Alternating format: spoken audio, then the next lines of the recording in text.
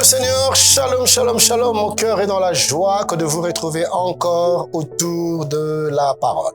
Et comme vous le savez, le thème que nous sommes en train de traiter depuis déjà quelques semaines, c'est les zones sombres du cœur humain. Et la dernière fois, je nous ai parlé du quatrième principe autour des zones sombres. J'avais dit que les zones sombres amènent toujours des conséquences destructrices. Et en parlant de conséquences, aujourd'hui, j'aimerais vous dire qu'il y a deux types de conséquences.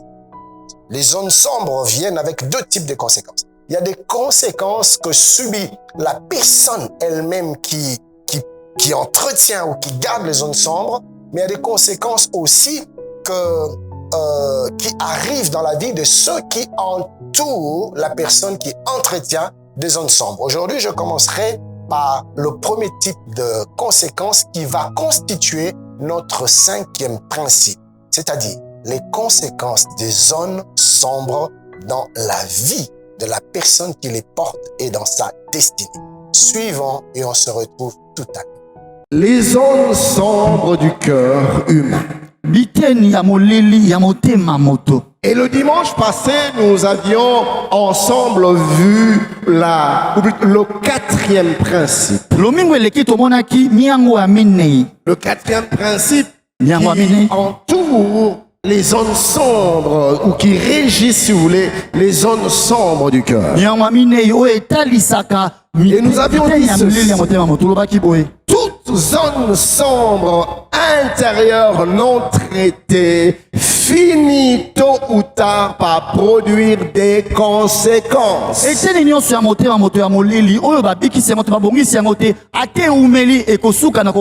quand on cache des ténèbres dans son corps, tôt ou tard, il y aura des conséquences. Voyez-vous, mes amis, ce qui est toléré dans le secret finira toujours par se manifester en public. Et une zone sombre, cachée et non traitée se propage et cause des dégâts.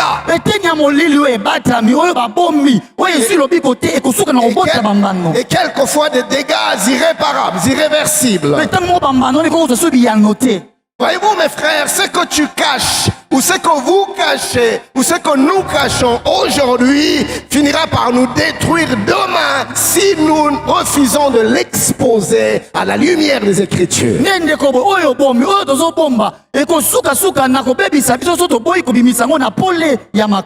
Ça, c'est ce que nous avions vu le dimanche passé. Alors, en parlant des conséquences des zones sombres, notez qu'il existe deux types de conséquences. Deux types. Il y a des conséquences qui arrivent ou qui affectent la vie de la personne qui entretient les zones sombres. Donc si j'ai des zones sombres dans mon cœur, je vais subir des conséquences dans ma propre vie d'abord. Mais il y a un deuxième type de conséquences. C'est des conséquences qui arrivent à cause de tes zones sombres, mais dans la vie des autres, des tiers, de ceux qui t'entourent.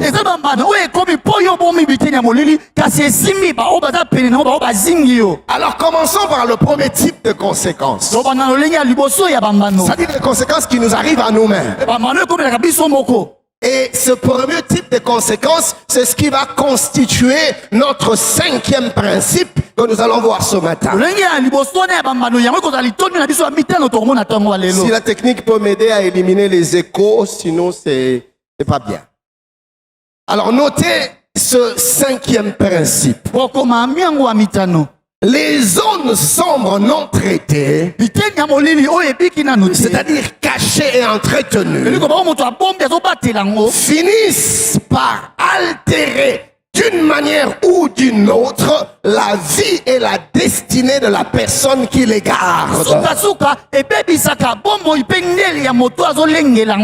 Je répète, les zones sombres non traitées finissent par altérer d'une manière ou d'une autre la vie et la destinée de la personne qui les garde. Bien-aimés, en méditant les Écritures, nous comprenons que le véritable danger des zones sombres ne réside pas seulement dans leur existence, dans le fait qu'elles soient présentes. Mais le véritable danger, c'est quand on décide de les garder, de les entretenir et de les laisser non exposés. Et tant que les zones sombres restent dissimulées, elles n'apparaissent pas forcément à l'extérieur, mais elles opèrent et détruisent à l'intérieur en silence.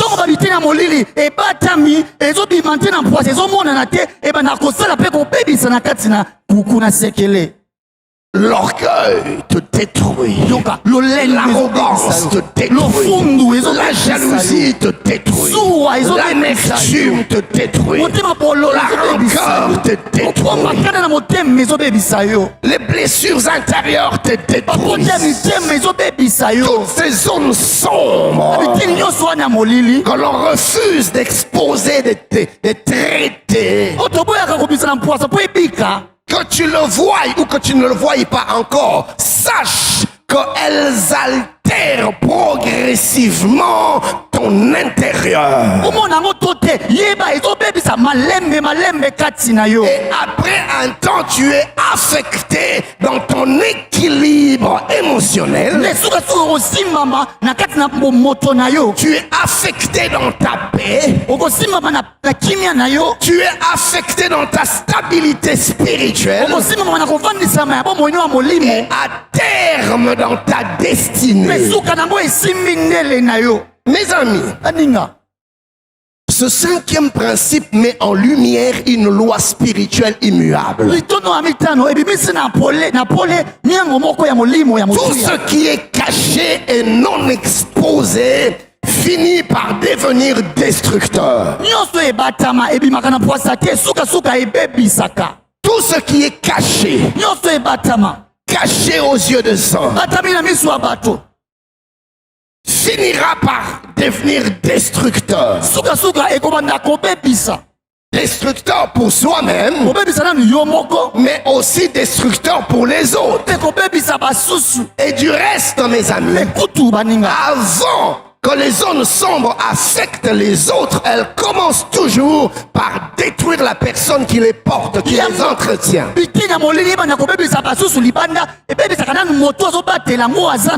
je vais vous les démontrer dans les Écritures. Laissez-moi, mes amis, vous donner à titre illustratif 5 conséquences des zones sombres dans la vie de celui qui les porte et qui refuse de les traiter. 5 effets destructeurs des zones sombres. La première conséquence notée, c'est les instabilités et les troubles intérieurs. Les zones sombres que tu gardes, mon ami, à un moment donné, elles commenceront à créer, à occasionner des instabilités et des troubles intérieurs. Mes amis, les zones sombres créent des tensions internes et des tensions permanentes. Et quand vous regardez la personne peut vous paraître stable extérieurement, mais au-dedans d'elle, une forte agitation. La personne est divisée, elle est fragmentée, elle est agitée à cause des zones sombres que l'on cache. Et comment est-ce que ces perturbations se manifestent? Comment est-ce que cette instabilité intérieure se manifeste? Comment est-ce que cette agitation se manifeste? De plusieurs manières. Celui qui garde ou celle qui garde les zones sombres finit par vivre au-dedans de lui des perturbations. Cela peut se manifester sous forme des changements d'humeur inexpliqués. La personne a des sauts d'humeur. Et de fois, on pense souvent plutôt à un problème de bipolarité. Double personnalité. Mais cela est souvent dû à ces secrets, à ces zones sombres, à ces ténèbres que l'on garde dans son corps. Que l'on entretient au-dedans de soi. Et ces instabilités, ce trouble, causés par les zones sombres, changent même la nature ou le caractère ou la personnalité de la personne. Et il y a des gens comme ça. Quelques minutes avant, vous parlez avec elle. Elle est joyeuse. Elle rit. Elle est sympathique. Et sans rien comprendre, la seconde d'après, la personne devient antipathique. La personne devient triste. Et même la personne se met à pleurer. On ne comprend rien. Un jour, elle t'aime, un jour, elle te rejette. Un jour, il est sympathique, un jour, il est indifférent. On n'arrive pas à comprendre. Double personnalité. Polarité. Mais cela est souvent dû à quelque chose qui se passe à l'intérieur. Des conséquences intérieures. Des zones sombres, des tares que l'on cache, des vices que l'on nourrit. Les zones sombres ne sont jamais sans conséquences. Mais voyez-vous, mes amis, ces troubles intérieurs peuvent se manifester aussi sous forme de difficultés à rester stable ou constant dans sa foi. Aujourd'hui, la personne est très haut. Elle se retrouve par terre. Une vie chrétienne en dents de scie. Une vie chrétienne qui oscille, qui vacille. Instable. Tantôt il est fort ou tantôt il est faible. C'est constamment comme ça. Une vie chrétienne en ondulation. Pourquoi? Parce que quand les zones sombres sont entretenues, les zones sombres attirent la culpabilité.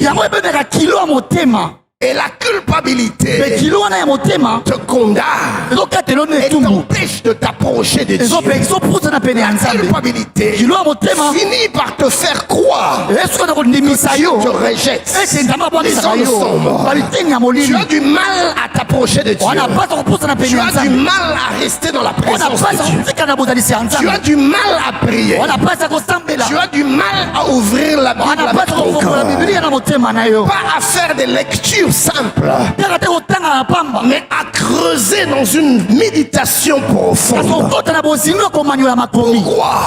Parce que dans ton cœur, consciemment ou inconsciemment, il y a la voix de la culpabilité. Parce qu'il y a des choses réprochables, réprimandables que l'on cache. Et cette culpabilité fait croire que Dieu te rejette. Cette culpabilité te montre à tes propres yeux comme indigne aux yeux de Dieu. Cette culpabilité te déstabilise spirituellement.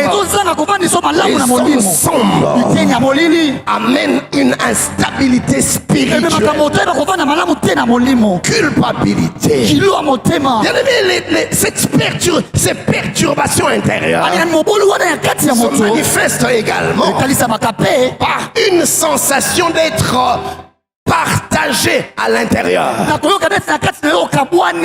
éparpillé, divisé.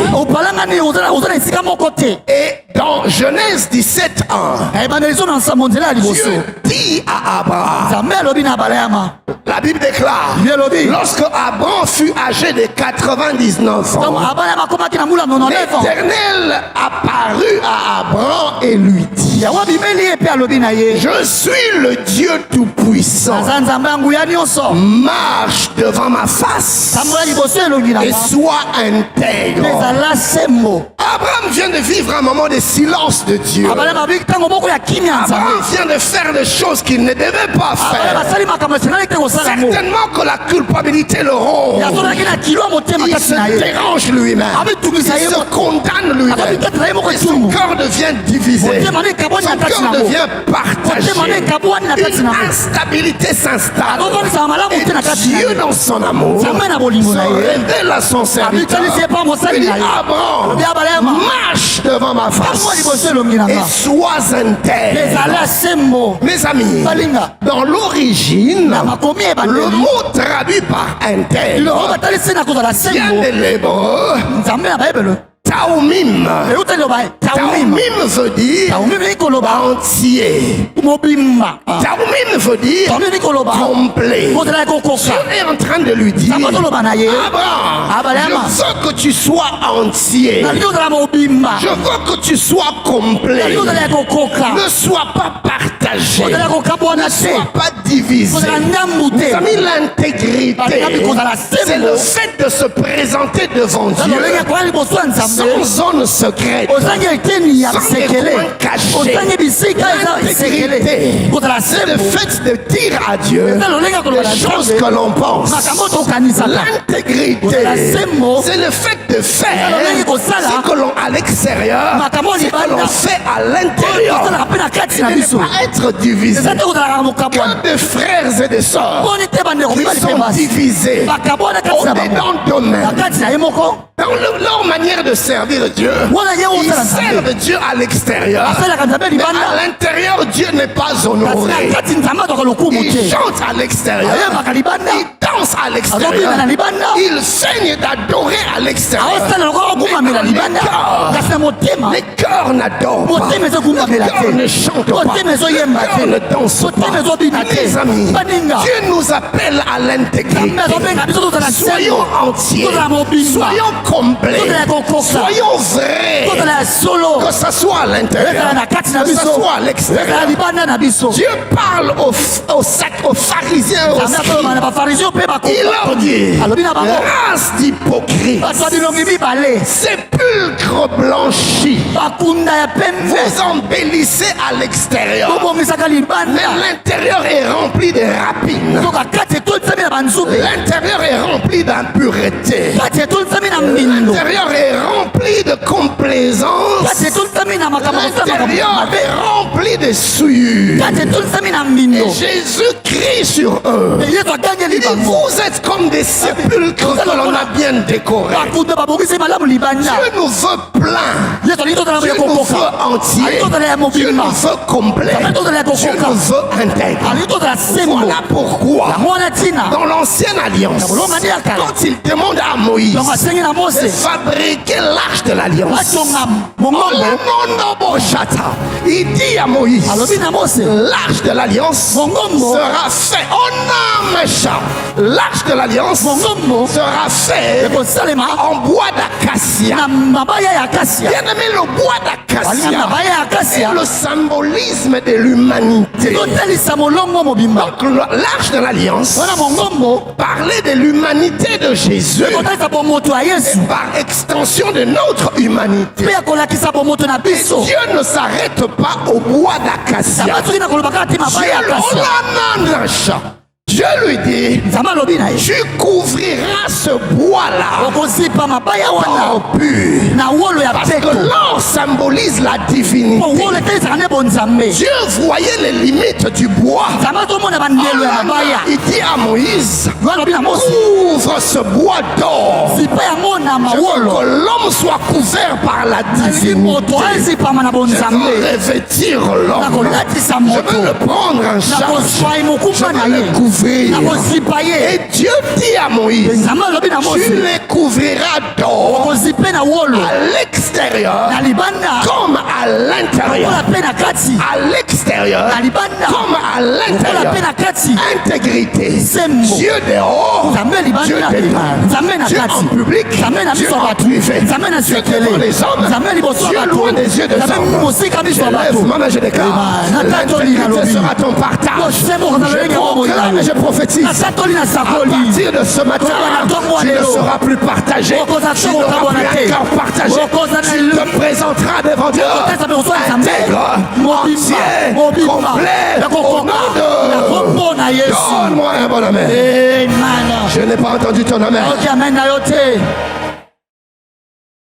Amen. Et voyez-vous, quand il y a des zones sombres, les zones sombres amènent l'homme à être partagé. Il va perdre son intégrité. J'ai aimé cette prière du psalmiste. Il dit, oh Dieu, sonde-moi, va au-dedans de moi-même. Sonde-moi le jour. J'aime cette précision. Non, il dit, sonde-moi la nuit. J'aime cette précision. Le psalmiste est en train de lui dire, ne me regarde pas seulement le jour, mais regarde moi-même la nuit. C'est-à-dire pas seulement dans le lieu public, mais même dans les lieux secrets. Qu'est-ce que le psalmiste dit à Dieu? Il dit, tu feras comme mes paroles ne sont rien d'autre que le reflet de mes pensées. Le psalmiste est en train de dire, Père, quand je me tiens devant toi, ce que je dis est en accord avec ce que je pense. Je dis ce que je pense. Je pense ce que je dis. Je ne suis pas divisé. Je suis vrai. Mon extérieur pas différent de mon intérieur. Je lève ma main, je déclare que tu seras vrai devant Dieu. Tu seras interne devant Dieu. Tu seras complet devant Dieu. Au nom de... Donne-moi un bon amen. Oh, donne-moi un amen sérieux. Donne-moi un amen des hommes et des femmes intègres. Donne-moi un amen d'intégrité. Amen. Mais voyez-vous, mes amis, cette instabilité que créent les zones sombres, également la personne a développé, on va dire, une vie jonchée des décisions contradictoires. Oui, des décisions contradictoires. Un jour il dit ceci, un autre jour il dit ça. Un jour il décide ceci, il n'est pas stable. Il est indécis dans ses décisions. Nous allons le voir dans la vie du roi Saül. Si vous lisez les Saintes Écritures, dans le premier livre de Samuel, si vous lisez le chapitre 15, si vous lisez le chapitre 16, vous allez vous rendre compte de cette réalité. Le roi Saül, bien aimé, entretenait des hommes sombres dans son cœur. Au-dedans de lui, il y avait de l'orgueil. Il l'entretenait. Au-dedans de lui, Saül avait de l'insécurité. Il voyait David comme une menace permanente. Il était insécure. Au-dedans de Saül, il y avait de la jalousie. Au-dedans de Saül, il y avait un refus de la repentance. David ne voulait pas Saül ne voulait pas se repentir. Et bien aimé dans le Seigneur, toutes ces zones sombres dans la vie de Saül ont créé des tensions internes qui le rendaient intérieurement, émotionnellement, décisionnellement instable. Et on voit des contradictions ou des décisions contradictoires dans la vie du roi Saül. Regardez ce qui se passe. Saül en veut à David. Il en a après lui. Saül veut mettre fin à la vie de David. Nous sommes dans 1 Samuel le chapitre 24. Si vous lisez le verset 3, 1 Samuel 24, 3, la Bible déclare, Saül prit 3000 hommes d'élite sur tout Israël. Et il alla chercher David Et ces gens jusque sur les rochers des boucs sauvages. Alors que Saül est en train de poursuivre David, David se cache dans une caverne. Et la Bible nous déclare, nous dit, si vous lisez quelques passages plus loin, à un moment donné, Saül a eu envie de se couvrir les pieds. Il a eu envie de se soulager et ou de se reposer. Alors, il entre dans la même caverne où était David et ses gens. David et ses gens voyaient Saül, mais Saül ne les voyait pas. Saül s'endormit et s'assoupit dans la caverne. Et les gens de David lui disent, oh, roi David, voilà que Dieu te livre ton ennemi. Dieu te le donne sur un plateau d'or. Fais de lui ce que tu veux. La Bible déclare, David a pris son épée, il s'est approché de Saül. Et alors qu'il voulait porter la main sur lui, son cœur s'est mis à battre. David perd la paix. David perd la quiétude. Parce que ce n'était pas la volonté de Dieu que Saül meure par ses mains. Mon ami, à chaque fois que ton cœur commence à te mettre mal à l'aise, arrête-toi. Car souvent Dieu nous parle par la voix de notre cœur. David a discerné. David dit, oh, que Dieu me garde, que Dieu me préserve. Comment porterai-je la main sur le oint de Dieu? Bien-aimé, ne porte pas la main. On ne porte pas la main sur le oint de Dieu.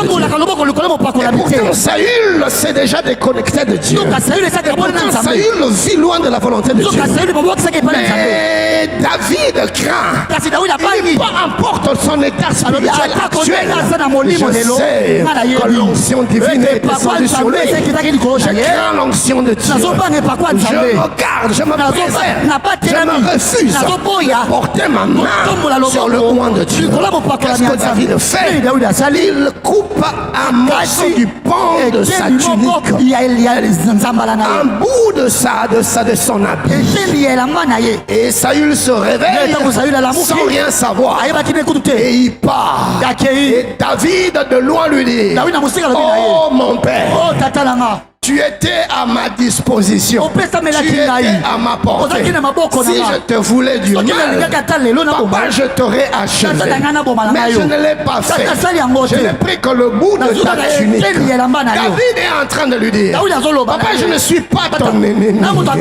Pourquoi tu me traites comme si j'en voulais à ton trône? Comment tu me poursuis comme si j'étais l'ennemi de ta cour? Papa, je suis ton fils. Je ne suis pas ton adversaire. Je ne suis pas ton ennemi. Arrête de me poursuivre. Qui suis-je? Et au verset 17 de ce même chapitre 24, la Bible déclare, lorsque David eut fini d'adresser à Saül ses paroles, Saül dit, est-ce bien, c'est Saül qui parle, est-ce bien ta voix, mon fils David? Et Saül éleva la voix et pleura.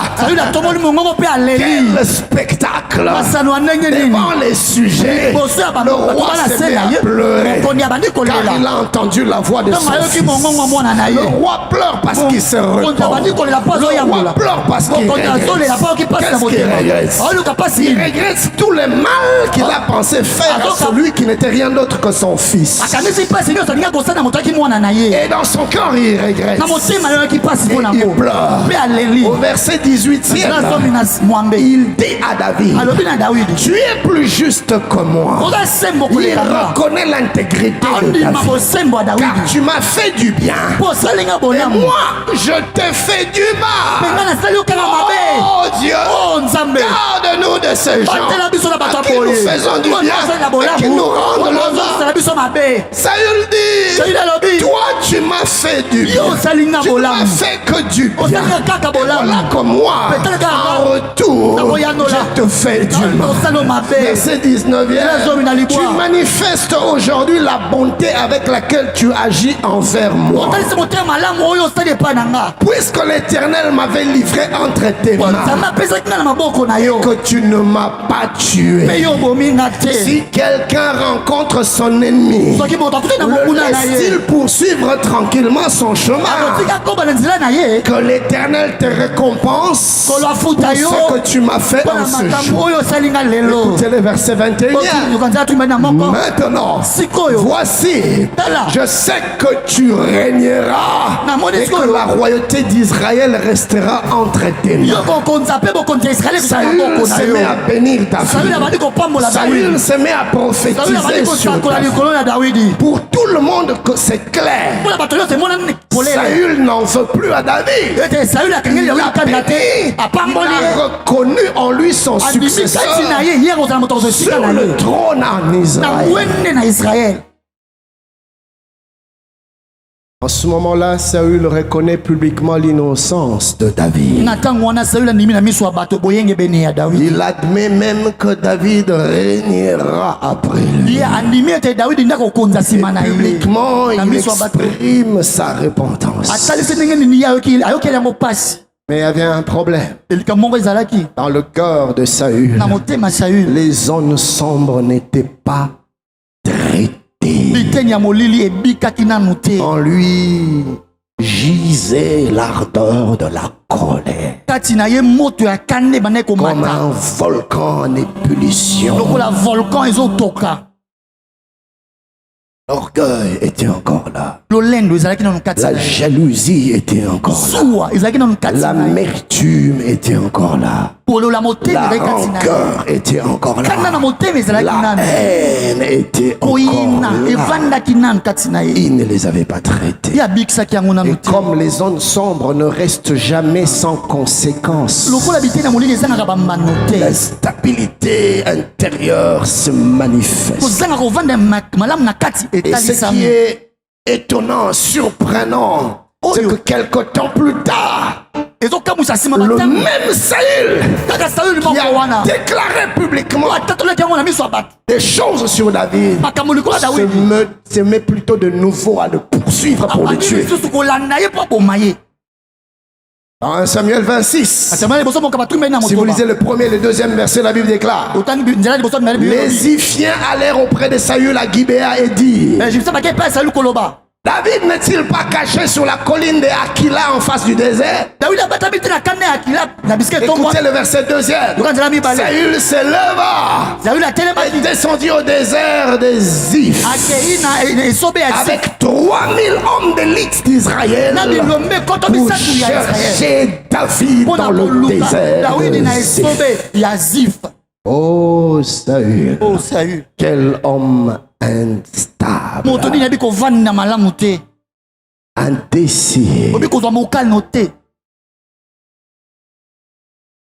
des décisions contradictoires. Mes amis, l'âme de celui qui cache et entretient les zones sombres devient un véritable champ de bataille.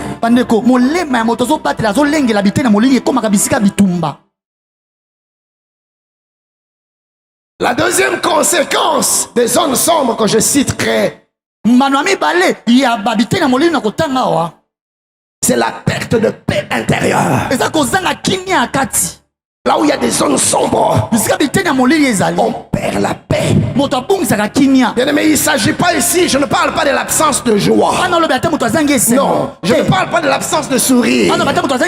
Mais vous savez que vous pourrez voir des gens apparemment heureux et qui sourient, tout le temps en train de sourire. Mais à l'intérieur, il y a une inquiétude, une instabilité, un manque profond de paix intérieure durable. Oui, parce que quand les zones sombres sont présentes, La personne peut même être en train de prier, mais perd la paix. Pourquoi les zones sombres sont encore là? La personne peut même être en train de servir Dieu, mais rester intérieurement tourmenté. Et il y en a nombreux des gens comme ça, tourmentés dans le cœur. Mais vous le voyez chaque matin en train de balayer. Vous le voyez dans un département en train de servir le Seigneur. Mais dans le cœur, il n'y a pas de paix. Il n'y a pas de paix. Il n'y a pas de paix. La paix manque. Pas parce que la personne a des problèmes. La paix manque. Parce que les gens le combattent. La paix manque. Pas, je ne sais pas pour une quelconque raison. Mais la paix est absente à cause des zones sombres que l'on entretient, que l'on cache dans le cœur. La personne peut se reposer physiquement, mais sans trouver de repos intérieur. Et le prophète Esaïe dit, dans Esaïe 48, 22, il n'y a point de paix pour les méchants. Bien aimé, les zones sombres sont incompatibles avec la paix intérieure profonde et durable. Non, la paix durable. Les frères ne cohabitent pas avec les zones sombres que l'on refuse d'exposer. Troisième conséquence de zones sombres. Les angoisses. La personne devient angoissée. Parler d'angoisse, c'est parler d'un sentiment qui naît dans le cœur, souvent de ce que l'on cache, souvent de ce que l'on craint de voir être exposé, ou encore de ce que l'on n'ose pas affronter devant Dieu. Et on devient angoissé. Et l'angoisse se manifeste par des oppressions intérieures. Une peur plutôt diffuse mais sans cause. Tu n'arrives pas à identifier. Mais pourquoi j'ai peur? Mais pourquoi je suis si angoissé? Pourquoi j'ai mon cœur qui bat, qui palpite sans cause? Tu n'arrives pas à voir ce qui se passe. Tu as comme l'impression d'une opération interne. Tu ne sais pas d'où ça vient. Et l'angoisse se manifeste par un sentiment de menace constante et permanente. Tu as comme l'impression que tu es constamment menacé. Tu as comme l'impression qu'il y a un danger qui va arriver. Tu as comme l'impression qu'il y a un accident, il y a quelque chose qui va arriver. L'angoisse se manifeste par des pensées négatives à répétition. Tu crains une maladie. Tu es angoissé. Sans cause, tu crains la mort. Tu es angoissé. Mon ami, c'est que tu caches dans ton cœur, c'est que tu redoutes d'exposer, finis par t'opprimer, par t'oppresser, par te déprimer, par t'angoisser. Et David nous en donne le témoignage.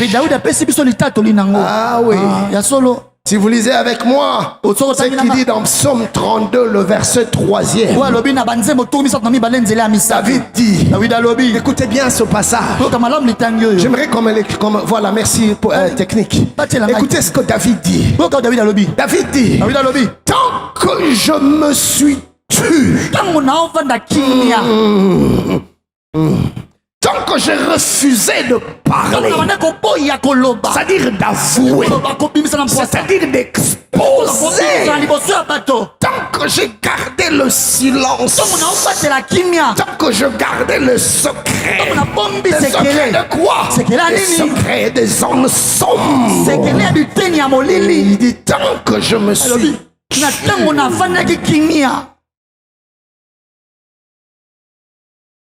mes os se consumaient. Mes os se consumaient. Je ressentais comme un feu qui me boule. Je les ressentais dans mes os. Il y avait une instabilité profonde. Il y avait un malaise profond. Il y avait un mal permanent. Au-dedans de moi, mes os se consomment. Je gémissais toute la journée. David passait son temps à gémir. Il gémisse à longueur de journée. Mais ce matin, Dieu veut que tu comprennes. Ces angoisses que tu vis à répétition, ces angoisses qui ne te quittent pas, qui te font pousser des gémissements.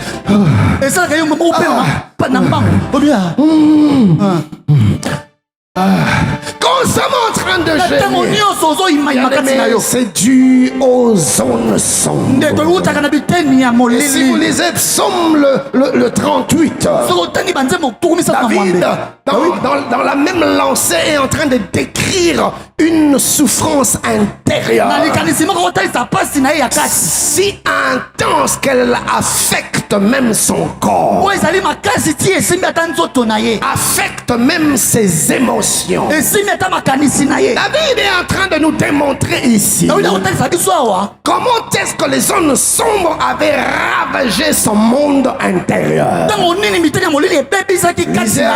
Lisez avec moi Psaume 38, 5 à 9. La Bible déclare: mes dents s'entassent plus haut que ma tête. Il pèse sur moi comme un fardeau trop lourd. Elle m'écrase. Il dit: mes plaies sentent mauvais et s'infectent. David ne parle pas de plaies physiques. Non. David n'avait pas de plaies sur son corps. Mais dans son corps, les zones sombres l'avaient rongé. Les zones sombres l'avaient infecté. Les zones sombres l'avaient détruit. Telle une plaie infecte. Et mes plaies sentent mauvais. C'est-à-dire il y avait une mauvaise atmosphère dans le cœur. Plusieurs se promènent avec des atmosphères intérieures polluées. Au-dedans d'eux, ils sentent mauvais à cause des choses ténébreuses qui cachent. Voyez-vous, le jour où Noé, ses fils et ses belles-filles, ainsi que son épouse, sont sortis de l'arche, il a pris des animaux. Il a sacrifié à l'Éternel. La Bible déclare en ce moment-là, Dieu sentit une odeur. Pourquoi? Parce que la terre venait d'être purifiée. Qu'est-ce que cela nous révèle? À chaque fois qu'il y a des compromissions, à chaque fois qu'il y a des offenses, à chaque fois qu'il y a des ténèbres, spirituellement, c'est une mauvaise odeur qui se répand, qui infecte, qui rend Dieu mal à l'aise. Une odeur désagréable, une odeur nauséabonde, une odeur pestilentielle, une odeur infectable. Est-ce que les ondes d'ombre font donc? Et David dit: mes plaies sentent mauvais et s'infectent. Écoutez la suite. Il dit: c'est la conséquence de ma stupidité. Redis-le encore, mon frère. Redis-le encore, ma stupidité.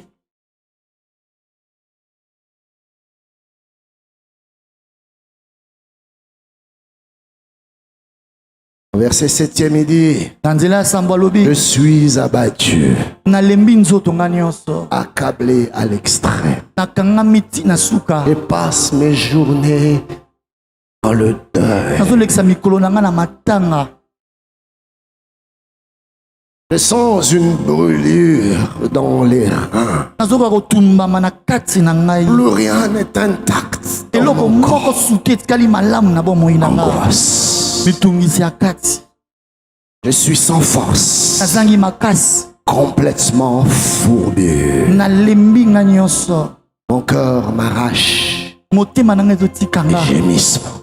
mpe kolela ya kati Angoisse. mitungisi. Quelqu'un ce matin a vu ce que David a vécu. moto moko ntongo alela azobika oyo dawidi abikaki na ntango na ye. Plus tard, quand vous lisez le psaume 51, mosika ntango otangi banzembo kama mitano na moko vous voyez David pleurer devant omona Dieu. dawidi kolela liboso ya Vous voyez nzambe. David se morfondre dans ozomona la dawidi présence de Dieu. azolela ye nyonso na bozalisi ya David se nzambe. repent. dawidi David azoyambola reconnaît ses dawidi hommes sombres. azondima mabe na David ye. les expose dawidi abimisi yango na devant mpwasa Dieu. liboso ya nzambe. David est fatigué David ya de se alemi promener en cachant des choses kotambola ntango nyonso azobomaboma qui makambo l'angoissent, oyo ezotungisa ye qui le rend instable, oyo ezozangisa ye qui le kimia tourmente et l'accable. oyo ezotungisa mpe ekangi ye. Je suis fatigué dawidi abi nalembi de voir mes os se komona consumer. mikuwa na nga Je suis kotumbama fatigué nalembi de traîner le deuil à longueur de journée. kolelaka mikolo Je suis nyonso fatigué nalembi de gémir constamment. kolelalela ntango Oh nyonso Dieu,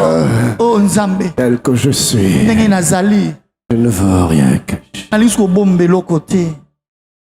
Je suis, on va dire, quand j'étais jeune, j'ai grandi dans l'armée du salut. ntango nayaki elenge nakolaki na eglise armée du Un salut. cantique restera jamais gravé dans nzembo mes moko souvenirs. ekotikala kolongwa te na mabanzo na nga On chantait, on disait: banda koyeba koloba apporte tout, et c'est bien peu que n'ai-je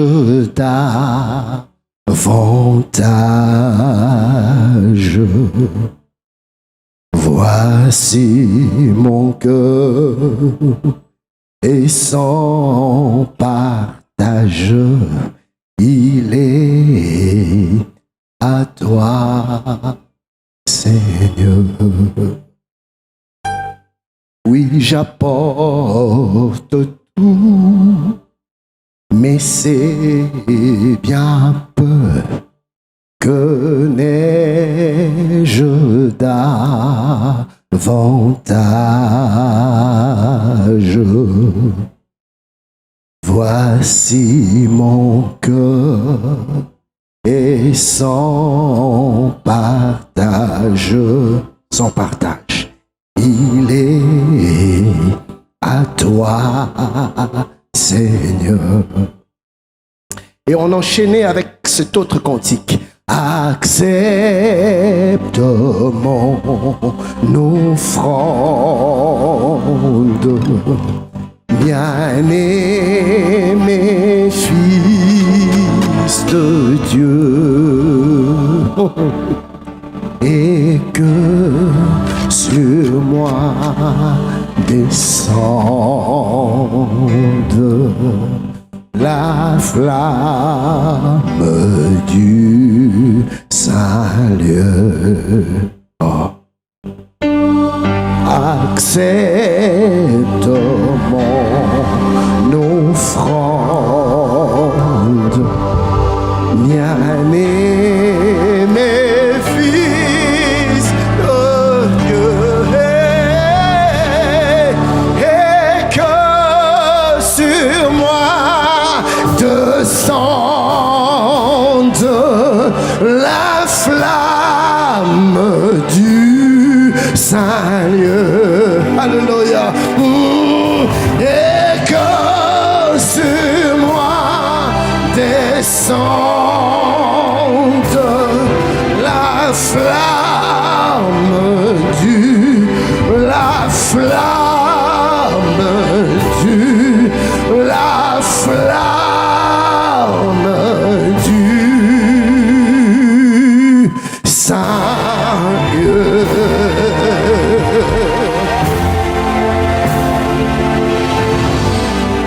Ce matin, Dieu veut t'affranchir de cette angoisse que tu traînes. nzambe alingi kosikola Dieu yo veut na pasi ya kati restaurer la ozotambola paix nango. que tu as perdue. nzambe alingi kozongisa kimia Ce matin, obongisaki. Dieu veut dissiper ces troubles enfouis au-dedans de toi que personne ne ntango voit. lelo nzambe alingi kolongola mobulu Ce okomi matin, kati na yo Dieu moto azomona te. veut te guérir de toute forme d'agitation. ntango lelo nzambe alingi kobikisa yo na lolenge nyonso Intérieur. ya kozanga kimia ya Il kati. veut te délivrer alingi kokangola des yo conséquences na bambano les zones sombres. ya biteni ya molili.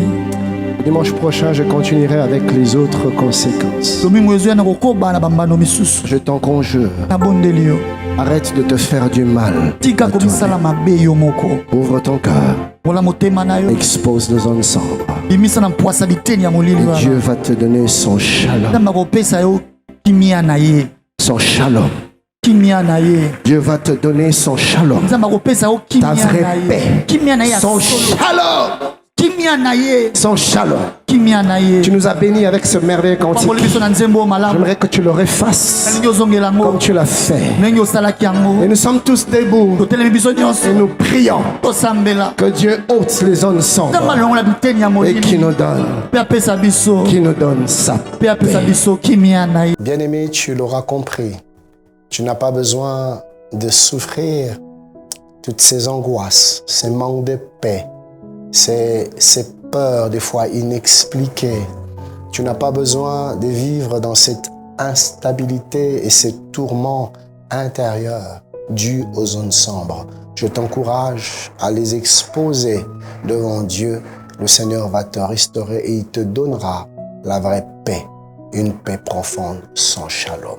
Que Dieu vous bénisse et que sa paix qui surpasse toute intelligence soit votre partage. À bientôt.